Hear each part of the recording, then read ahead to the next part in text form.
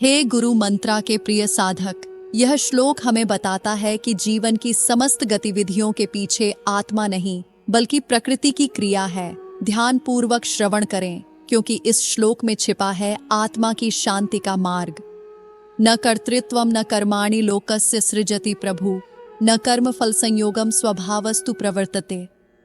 श्लोक का अर्थ, आत्मा न तो कर्तृत्व की भावना रचता है, न कर्मों को उत्पन्न करता है और न ही कर्मों के फलों के संबंध को। यह सब तो प्रकृति द्वारा करा जाता है। इस श्लोक में भगवान श्री कृष्ण कर्म के रहस्य की अति सूक्ष्म दृष्टि को प्रकट करते हैं। प्रभु से तात्पर्य है आत्मा, जो न तो स्वयं कोई कर्म करता है न किसी को कराता है।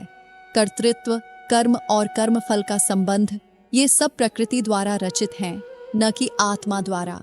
मनुष्य मोहवश सोचता है मैं कर रहा हूँ, मुझे फल मिलेगा, लेकिन वास्तव में यह सब प्रकृति की ही गति है।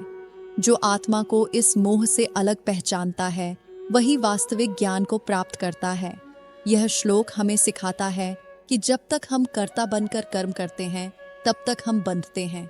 जब हमारे भीतर साक्षी भाव आता है, तभी मुक्ति की शुरुआत होती है।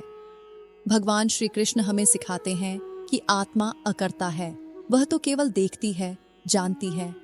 कर्म और फल की यह संपूर्ण लीला प्रकृति की है। हर गीता श्लोक में छिपा है जीवन का अमूल्य ज्ञान। अगले श्लोक की गहन व्याख्या के लिए जुड़े रहिए गुरु मंत्रा से। जय श्री कृष्णा।